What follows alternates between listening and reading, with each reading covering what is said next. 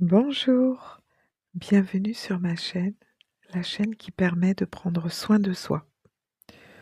Aujourd'hui, on va parler d'un sujet que beaucoup trouvent difficile. C'est la capacité à dire non sans culpabiliser. On a souvent peur de blesser, de paraître égoïste ou de décevoir l'autre. Mais en réalité, dire non, c'est un moyen de se respecter soi-même et de respecter les autres. Dans ce podcast, je vais vous partager 5 clés pour apprendre à dire non avec bienveillance, sans culpabiliser et surtout sans partir dans des justifications interminables.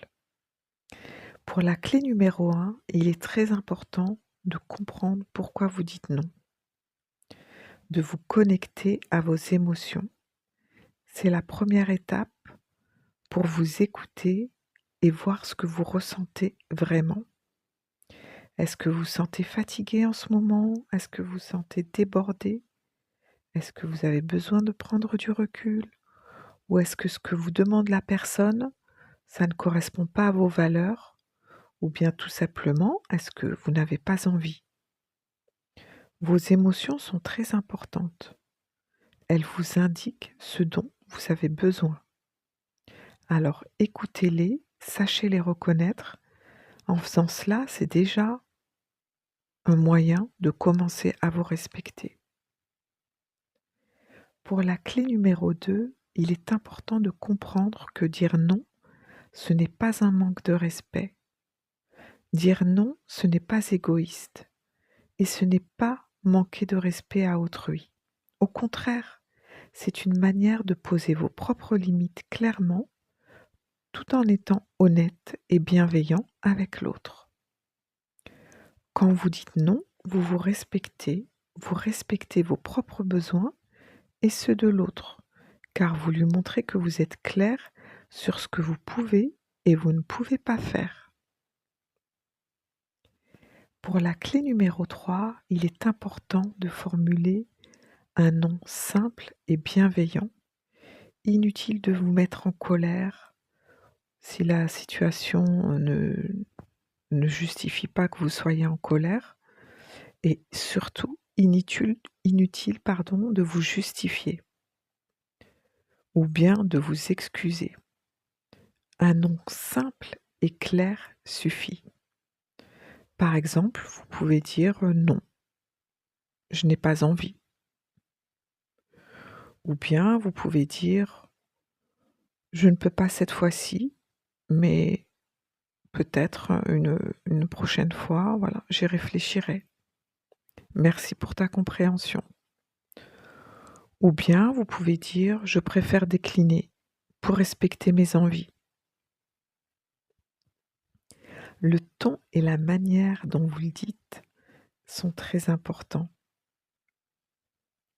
Et la bienveillance permet de ne pas se retrouver dans une situation de conflit. Le non reste ferme mais respectueux. Et rappelez-vous, ce n'est absolument rien contre l'autre. C'est vous qui prenez soin de vous-même et qui respectez vos envies. Pour la 4e clé, comprenez et surtout acceptez la réaction de l'autre. Car certaines personnes peuvent être déçues ou même surprises ou parfois même en colère. Ce n'est pas grave, c'est normal. Vous, de votre côté, vous n'êtes pas responsable de ces émotions. Elles ne vous appartiennent pas. Vous avez le droit de poser vos limites. C'est un acte de courage et de respect de vous-même et envers autrui. Pour la clé numéro 5, je vous encourage à pratiquer régulièrement. Pourquoi? Tout simplement pour avoir plus de facilité à utiliser le non. Car comme toute compétence, dire non, ça s'apprend. Commencez par des petits noms dans votre quotidien et puis augmentez petit à petit. Pour résumer la question du non, ce qui est très important, premièrement, c'est d'écouter vos émotions. Deuxièmement, comprendre que dire non, ce n'est pas manquer de respect. Troisièmement, il est important de formuler un non simple et bienveillant.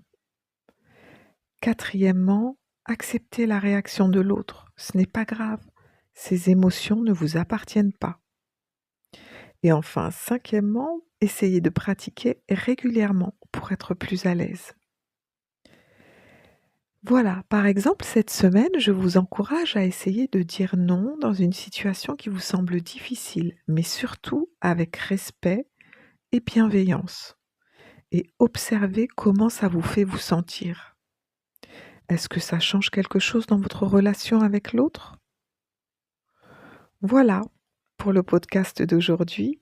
Je vous remercie d'avoir écouté et si ce podcast vous a plu, abonnez-vous à ma chaîne pour ne rien manquer et partagez vos expériences, dans les commentaires ou bien vos questions.